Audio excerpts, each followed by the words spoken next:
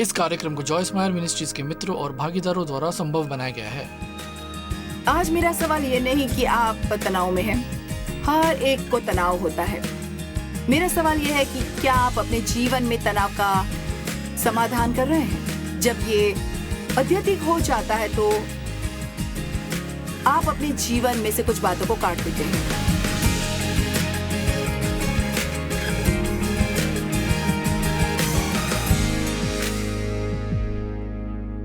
आज आनंद लो प्रतिदिन का जीवन का कार्यक्रम में हमारे साथ जुड़ने के लिए धन्यवाद। आज मैं आपसे कुछ चीज के बारे में बात करना चाहती हूँ जिससे हम सब जूझ रहे हैं, और वो है तनाव। आपको पता है, संभालने के लिए हमारे शरीर में सामान्य मात्रा में तनाव बनता है, लेकिन जब ये अत्यधिक हो जाता है तो इसकी वजह से हमें परेशानियां होती हैं, और जिस तरह से होना चाहिए उससे तेजी से ये हमें बूढ़ा बना सकता है। वास्तव में मैंने बिना बूढ़े हुए उम्र को कैसे बढ़ाएं नाम की एक किताब लिखी, और ये कई तरीकों में से एक है जो आप करते हैं। हर साल आप अपने जीवन में एक का साल जोड़ देते हैं, चाहे कुछ भी हो, लेकिन हम बूढ़े हुए बिना अपने जीवन में अधिक वर्षों को जोड़ सकते हैं। जितना आप खुद का ध्यान रखेंगे आप में, उतनी ही बेहतर चीजें महसूस होंगी। वो वैसा कहते हैं कि तनाव या अत्यधिक तनाव 70 से 80% सभी बीमारियों का कारण है। वे कहते हैं कि सभी बीमारियों, हालांकि बीमारी सत्य है, लेकिन इसका मूल कारण तनाव से शुरू होता है। सभी चीजों में विश्राम की आवश्यकता है, लेकिन यह ऐसा नहीं कहता कि आपको सिर्फ आराम करने की जरूरत है, बल्कि आपको अपने प्राण को भी विश्राम देना चाहिए। हमें अंदर से विश्राम करना चाहिए। हमारे मन को आराम की जरूरत है। अगर आप हर समय चिंतित रहेंगे और आप पर हर समय परेशानी रहेगी तो ये अपने आप में आपको थका देगा। निश्चित ही यदि आप बूढ़े हुए बिना अपनी उम्र बढ़ाना चाहते हैं तो इसका सीधा संबंध आपकी सोच से। ऐसा सोचते मत रहिए कि मैं बूढ़ा हूँ, या ये करने के लिए मैं बहुत ही बूढ़ा हो गया हूँ। मैं ये कहने से दूर रहती हूँ कि ऐसा करने के लिए मैं बूढ़ी हूँ। बस ये कहती हूँ कि ऐसा करना मेरे लिए कभी बुद्धिमानी नहीं होगा। कुछ चीजें हैं जिन्हें अब मैं नहीं कर सकती जिसे मैंने कभी किया था, बल्कि मैं ऐसा कहती हूँ कि इसे कभी ना कहना मेरे लिए बुद्धिमानी होगी। हम मुसीबत में तब पड़ते हैं जब हम जोर देते हैं और जोर देते हैं और जोर देते हैं और ऐसे काम करते हैं जिन्हें करने के लिए परमेश्वर हमें अनुग्रह नहीं दे रहे हैं। और इसका मतलब है कि हम उनकी आज्ञाओं को मानते हैं। हम पवित्र आत्मा के मार्गदर्शन और अगुवाई का अनुसरण करते हैं। यीशु को ऊंचा उठाने का मतलब यह नहीं है कि हम हर दिन एक छोटी प्रार्थना करने लगे, पर ये परमेश्वर को प्रथम स्थान देना नहीं है। इसका मतलब है उनके मार्गदर्शन का अनुसरण करना और वही करना जो वो हमें सारे दिन और प्रतिदिन करने के लिए कहते हैं। और यदि हम ऐसा करें तो आपको पता है क्या होगा? एक उत्तम जीवन जीने के लिए हमारे पास पर्याप्त ऊर्जा रहेगी। हर समय हम अच्छा महसूस करेंगे। यानी हमारे कई दिन ऐसे होते हैं जहां हम अच्छा महसूस नहीं करते, हम थक जाते, लेकिन हम अच्छा और स्वस्थ महसूस करेंगे। ये सब ऐसी चीजें हैं जिन्हें हम परमेश्वर के अनुग्रह के बिना करते हैं, जिससे हमारे जीवन में बहुत सा तनाव बना रहता है। यदि कोई आपसे उनके लिए कुछ करने के लिए कहे और आप अपने अंदर जानते हैं कि इससे आप पर बहुत दबाव पड़ेगा और इसे करना आपके लिए बुद्धिमानी नहीं होगी, तब भी अगर आप हाँ कहते हैं और आप इसे करने के लिए आगे बढ़ते हैं तो आप इसे परमेश्वर की मदद के बिना करेंगे, और इसकी वजह से आपके जीवन में बहुत तनाव आएगा। मसीह बनने का मतलब ये नहीं कि आप सप्ताह में एक दिन चर्च जाएं। इसका मतलब है कि आप परमेश्वर का अनुसरण करें, आप उनका वचन सीखें, आप उनके वचन का अध्ययन करें और वचन का पालन करें। लेकिन आपके अंदर भी पवित्र आत्मा रहते हैं। विश्वास करें या ना करें, बाइबल आपके जीवन में उन सभी बातों से नहीं निपटती जो आपके जीवन में आती हैं। कहो हाँ और कहो ना, लेकिन ये आपको पवित्र आत्मा की अगुवाई और आवाज सुनने के लिए जरूरत महसूस करवाती है। जब यीशु का स्वर्गारोहण हुआ था तब उन्होंने अपनी आत्मा को, परमेश्वर की आत्मा को भेजा था हमारे अंदर रहने के लिए और अपने कार्य में हमारा मार्गदर्शन करने के लिए, हमारी मदद करने के लिए, ताकि हमें पवित्र आत्मा के संकेतों का पालन करने को मिले। क्या आप पवित्र आत्मा से संकेत पाने का मतलब जानते हैं? ये एक छोटा सा है। जब माता पिता अपने बच्चों को कुछ ऐसा करते हुए देखते जो उन्हें नहीं करना चाहिए, पर उस बच्चे को पता नहीं चलता। पवित्र आत्मा ऐसी ही है, हमें थोड़ा सा जानना चाहिए, लेकिन आप इसे अंदर महसूस करते हैं। एक तरह से आप जानते हैं कि संकेत पाना क्या है। देखिए, मेरे स्टूडियो में एक घड़ी है जो मुझे ये संकेत देती है कि मैं कितनी देर से बात कर रही हूँ, और मैं जान जाती हूँ कि मुझे इतने मिनट ही बात करना है, और यदि मैं चाहूँ तो इससे ज़्यादा बोल सकती हूँ, लेकिन मैं ऐसा करती हूँ तो मैं एक गड़बड़ी पैदा करूँगी। इससे सारा काम जो हमने तय किया है वो बेकार हो जाएगा, या मेरे कारण किसी को बहुत सारी एडिटिंग करने के लिए अतिरिक्त काम करना पड़ेगा। इसलिए मैं उन संकेतों का पालन करती हूँ, और इससे मेरे जीवन में सारी चीज़ें अच्छे से होती हैं। परमेश्वर भी हमें पवित्र आत्मा के द्वारा संकेत देते हैं, हमें कब हाँ कहना है और कब ना कहना है। मूल रूप से तनाव एक इंजीनियरिंग परिभाषा थी। अब इमारत ढहने की बजाय लोग ढह रहे हैं, तब आपको मानसिक तनाव, शारीरिक तनाव, भावनात्मक तनाव हो सकता है। हम थोड़ा बहुत तनाव संभाल सकते हैं, जैसा कि हमने कहा, लेकिन जब तनाव अत्यधिक हो जाता है तभी ये एक परेशानी बन जाता है। परेशान होने से आपके शरीर पर तनाव पड़ता है, चिंता करने से आपके शरीर पर तनाव पड़ता है, गुस्सा होने और अक्षमा से भरे होने से आपके शरीर पर तनाव पड़ता है। लेकिन क्या आप जानते हैं, लूका 10:19 हमें बताता है कि परमेश्वर ने हमें अधिकार दिया है। दूसरे शब्दों में, परमेश्वर ने हम में से हर एक जन को, आपको, मुझको, हम में से हर एक को शक्ति, ऊर्जा, सामर्थ और क्षमता देते हैं वैसा करने के लिए जो वो हमसे करवाना चाहते हैं। लेकिन परमेश्वर हमें वो करने के लिए शक्ति, सामर्थ और क्षमता नहीं देंगे जो वो हमसे करवाना नहीं चाहते। लेकिन अगर आप जीवन में परमेश्वर से सहमति मिले बिना कुछ करना चाहते हैं तो आप खुद से आगे बढ़कर वो कर सकते हैं। आप परमेश्वर की मदद के बिना नहीं कर पाएंगे। लेकिन मैंने बड़ी मुश्किल से ये तरीका सीखा है, और हम में से ज़्यादातर लोग चीज़ों को इसी तरह से सीखते हैं। मैंने बड़ी मुश्किल से परमेश्वर के पास जाना सीखा है और अपने हर एक काम में मेरी करने मानने के लिए कहा है। हर सामान्य तनाव के लिए बनाए गए हैं, लेकिन हम में से कोई भी अत्यधिक तनाव के लिए नहीं बनाए। देखिए, मेरे जीवन में एक ऐसा समय था जब मैं समझ नहीं पाई कि तनाव क्या है। जब मैं लगभग 20 वर्ष की थी, तब मेरे माँ का मानसिक संतुलन बिगड़ गया था और 2 साल तक बिजली के झटके देकर उनका इलाज किया गया। तब हर तरह की परेशानियां आती थी। उसके बाद वो पहले जैसी नहीं हो पाई। वो एक प्यारी महिला थी, लेकिन वो मेरे शराबी अत्याचारी पिता की वजह से अत्यधिक तनाव ने सच में उन पर बुरा प्रभाव डाला था, और इस कारण उन्हें हर तरह की स्वास्थ्य समस्या थी। मगर उनका मानसिक संतुलन बिगड़ा हुआ होने के कारण किसी ने भी मुझसे तनाव शब्द नहीं कहा।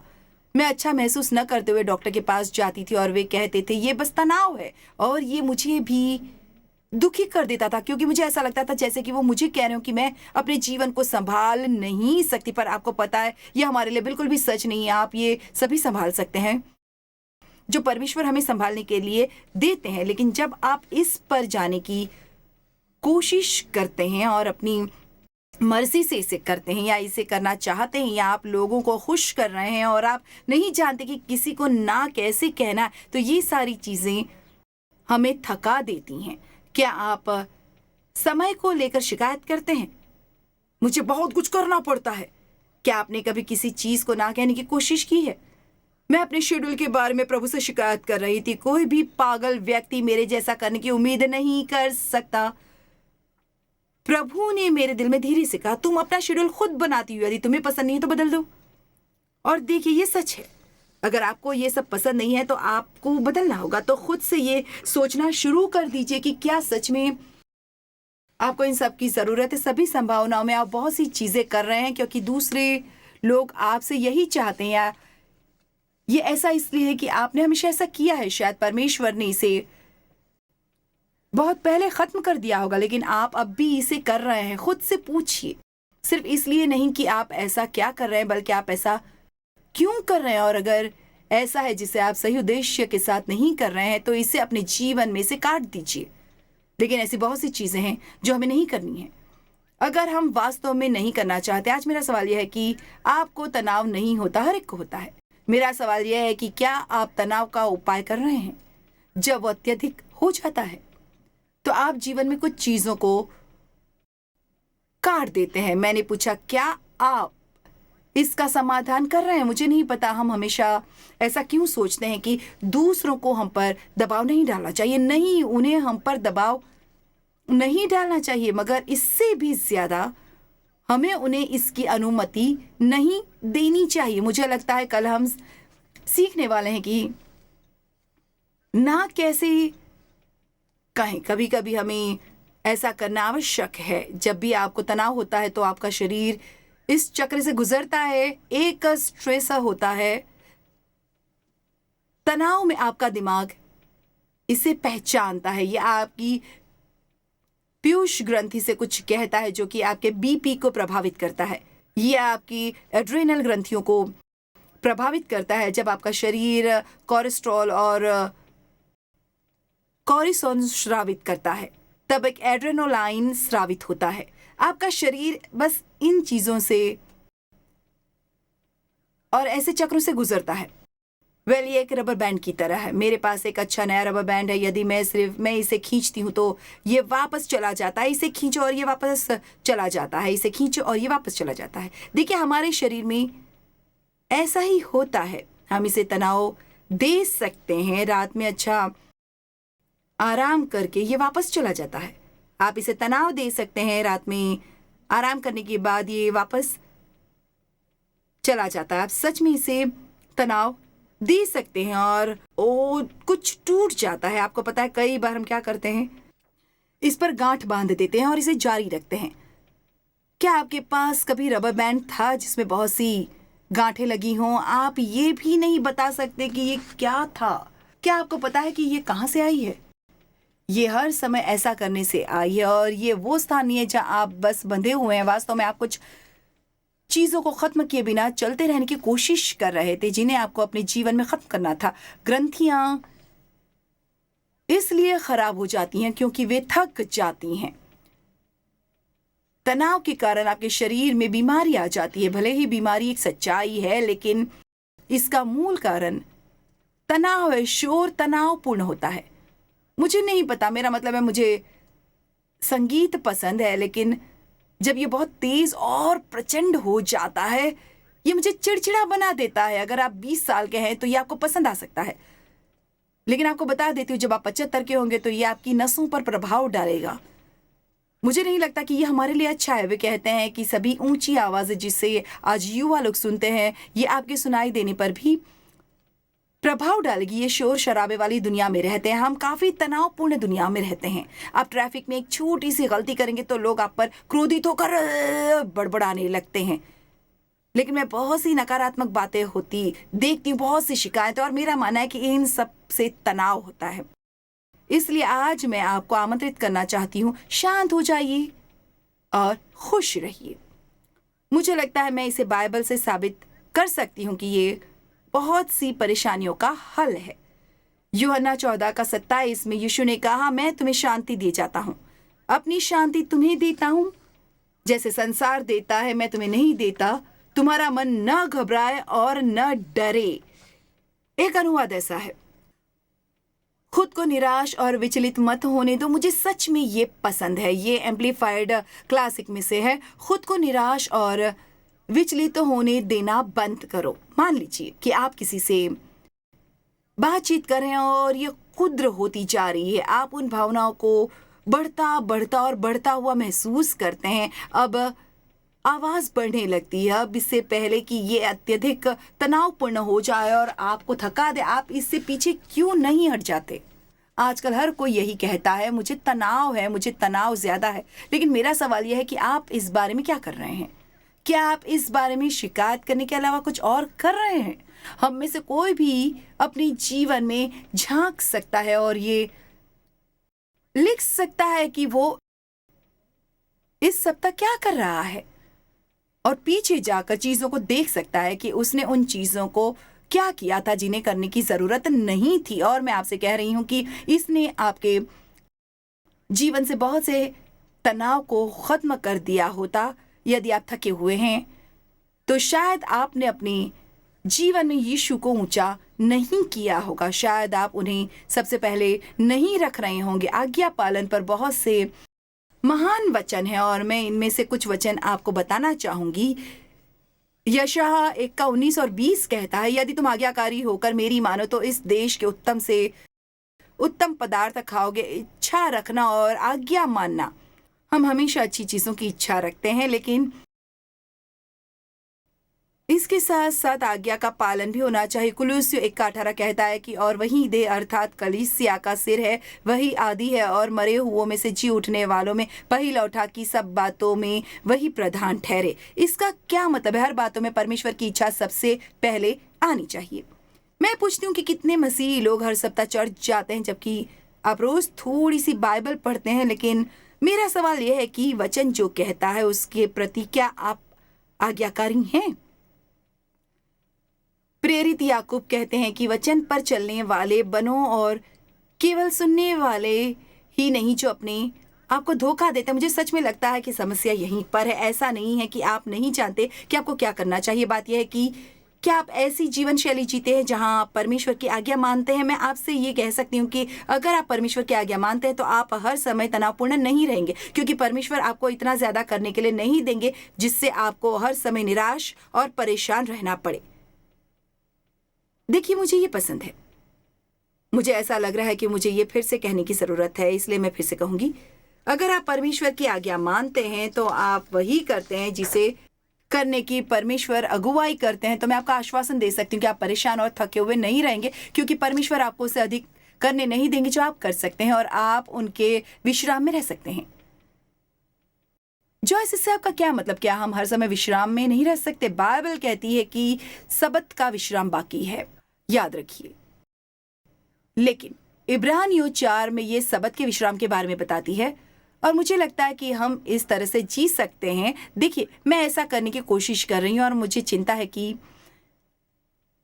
आप मेरे बारे में क्या सोचेंगे। जब मैं इसे करती हूँ तब इससे मुझे तनाव होता है, लेकिन अगर मैं तैयारी करती हूँ या तैयारी करने की पूरी कोशिश करती हूँ, मैंने प्रार्थना की है, मैंने परमेश्वर पर भरोसा किया है, तो ऐसा करते समय मैं निश्चिंत रह सकती हूँ और आपकी मदद कर सकती हूँ। पर हाँ, मैं थक तो जाऊंगी, लेकिन मैं तनावग्रस्त और हताश होकर नहीं थकूंगी। मत्ती 6:33 कहता है, इसलिए पहले तुम उसके राज्य और धर्म की खोज करो तो ये सब वस्तुएं भी तुम्हें मिल जाएंगी। परेशानी का कारण ये है जब आप खुद से वो करते हैं जो आप करना चाहते हैं या कोई और चाहता है कि आप वो करें, बजाय इसके कि आप वो करें जो परमेश्वर आपसे करवाना चाहते हैं। परमेश्वर हमें सदैव विजय में ले चलते हैं, ऐसा बाइबल कहती है। वो हमेशा हमें विजय की ओर ले जाते हैं। क्या आप परमेश्वर के प्रति आज्ञाकारी बनने की कोशिश कर रहे हैं? क्या आप पवित्र आत्मा के संकेतों का पालन कर रहे हैं? नीति वचन 3:5-7 कहता है, तू अपनी समझ का सहारा न लेना, वरन संपूर्ण मन से यहोवा पर भरोसा रखना, उसी को स्मरण करके सब काम करना, तब वो तेरे लिए सीधे मार्ग निकालेगा। क्या आप जानते हैं तरीकों में से परमेश्वर की मर्जी मानते हैं? क्या आप ये सोचने के लिए 1 मिनट भी निकालते हैं कि जब कोई आपको कुछ करने के लिए कहता है तो उसके लिए आपको हाँ कहना चाहिए? नहीं।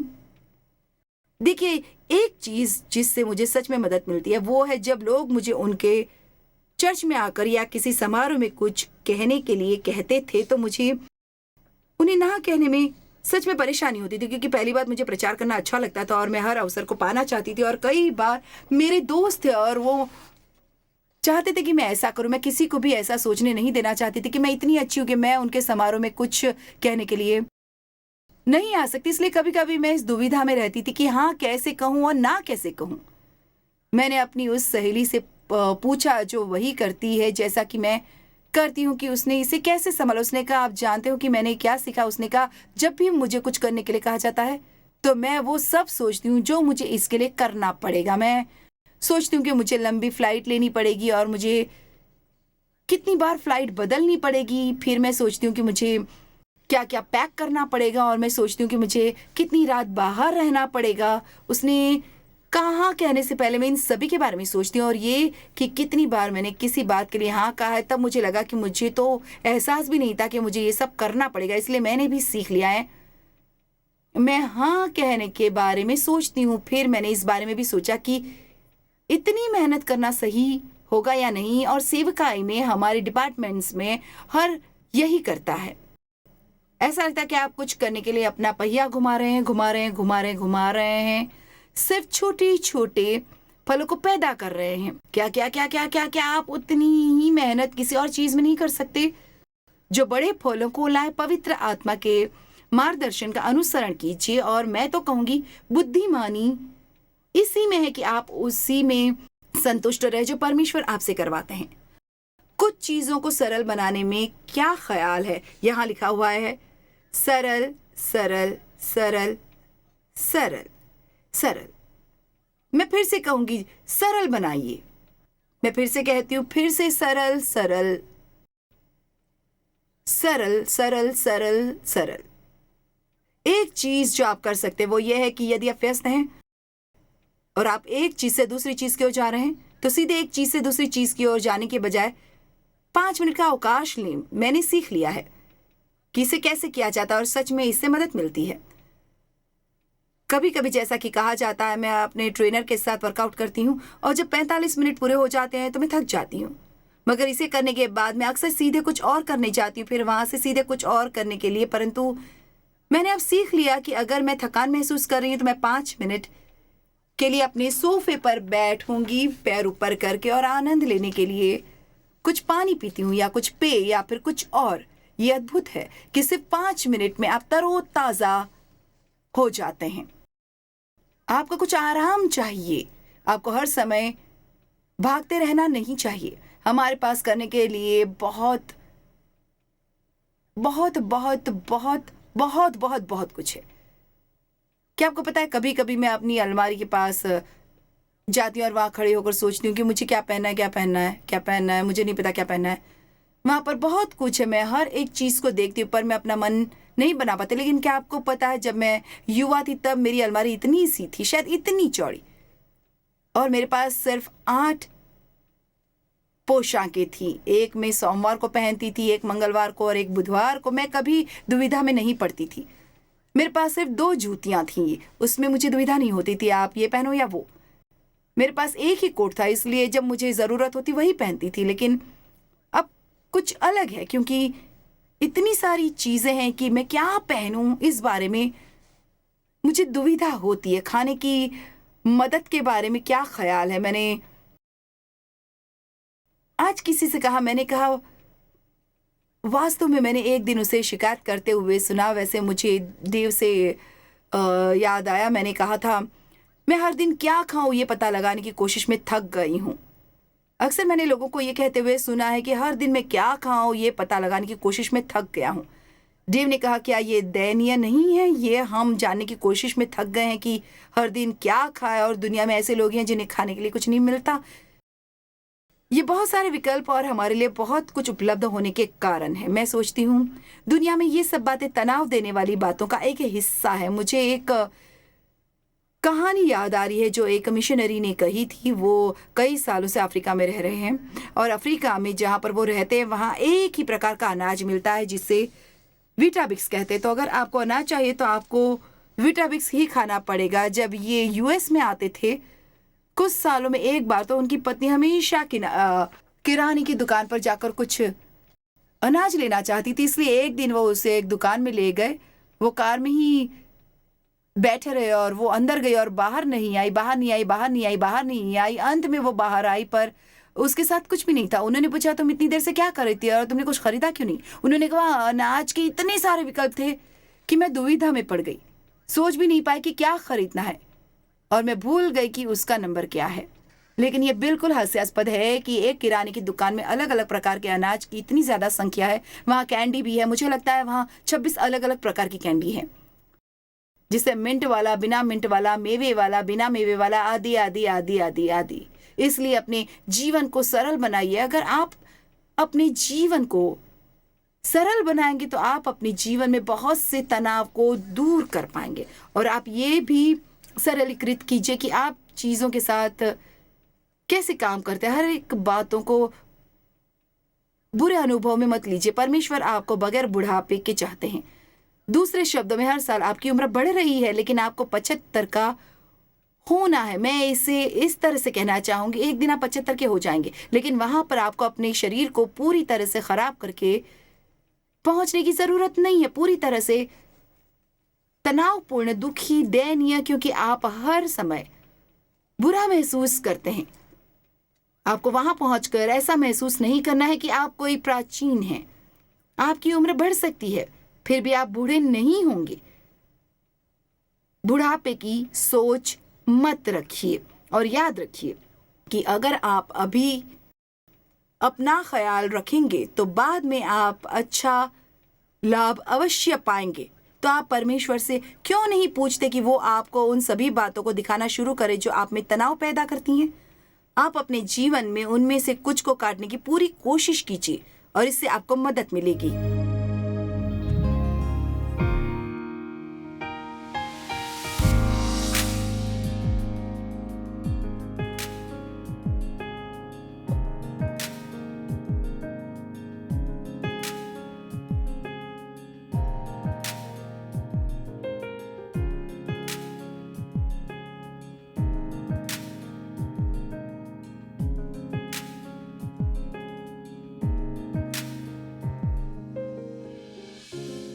इस कार्यक्रम को जॉयस मायर मिनिस्ट्रीज के मित्रों और भागीदारों द्वारा संभव बनाया गया है।